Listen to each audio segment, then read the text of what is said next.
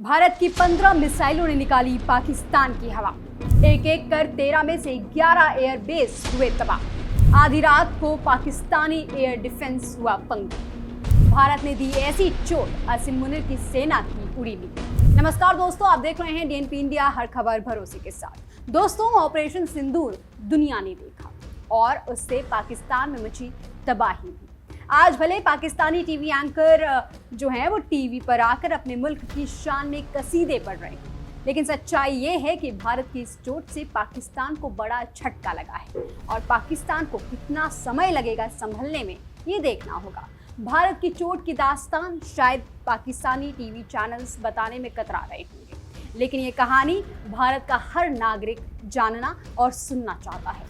पाकिस्तान की तबाही की इनसाइड स्टोरी जानेंगे कि कैसे 15 मिसाइलों ने पाकिस्तान के 11 एयरबेसों को कर दिया तबाह। आज इस वीडियो में जानते हैं। इसकी शुरुआत होती है 22 अप्रैल 2025 को, जब पहलगाम में पाकिस्तान समर्थित आतंकियों ने वहां मौजूद टूरिस्टों को धर्म पूछ कर निशाना बनाया। वहां मौजूद एक महिला ने अपने पति के मौत के बाद उन आतंकियों को कहा, मुझे भी मारो, जिस पर आतंकियों ने जवाब दिया, नहीं, तुम जाकर मोदी को बता देना। 26 लोगों की मौत से भारत बौखलाया हुआ था। सरकार परेशान थी उनकी निर्ममता से।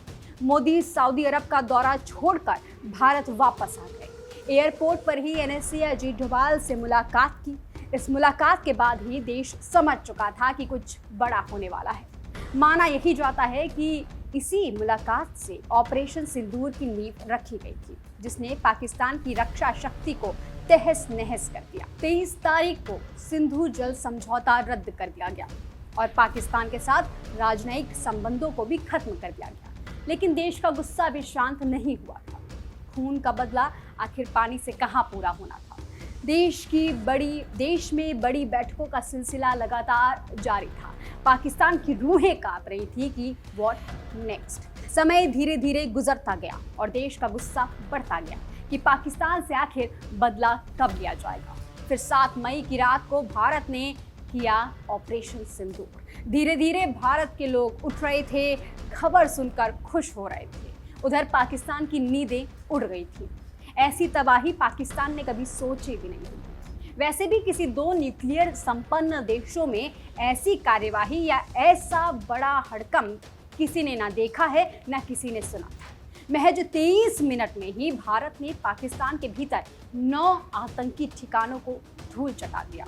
बहावरपुर, मुद्रिके, सियालकोट, कोटली, मुजफ्फराबाद जैसे आतंकी गढ़ को जमींदोज कर दिया गया।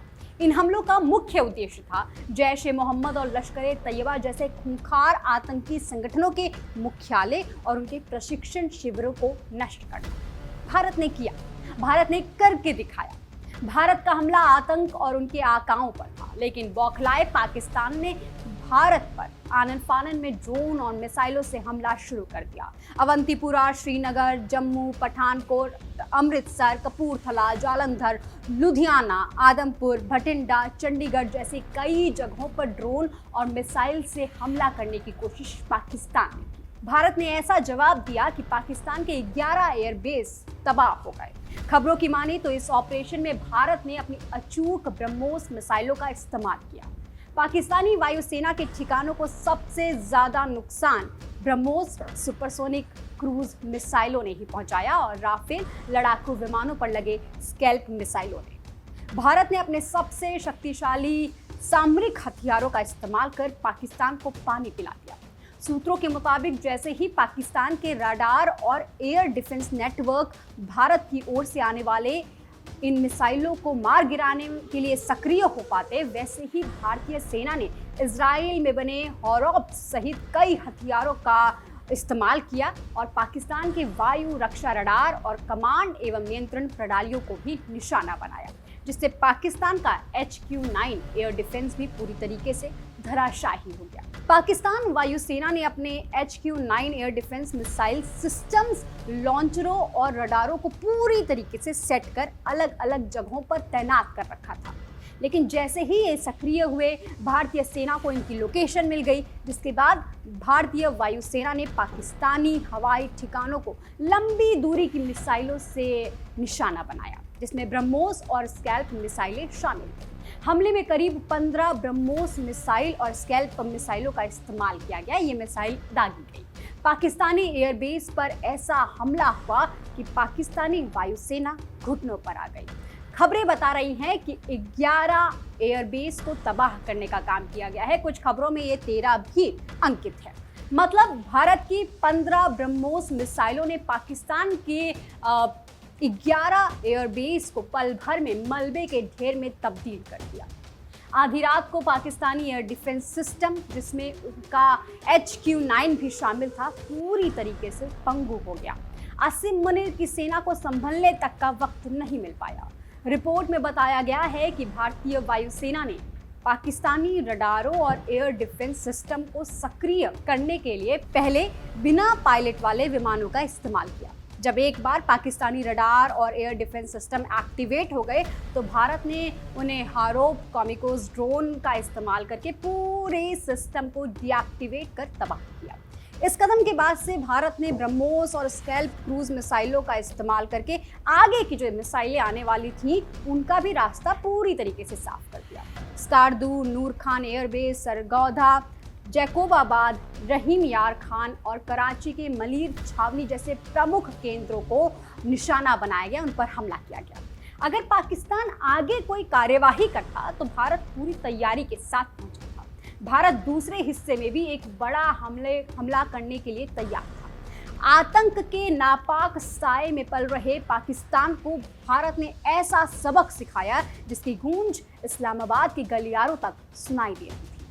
ये है ऑपरेशन सिंदूर, और ऑपरेशन सिंदूर जारी है की इनसाइड स्टोरी। ये वाली कहानी कुछ लोगों को कम पसंद आएगी, लेकिन ये कहानी सुनाने के काम जरूर आएगी।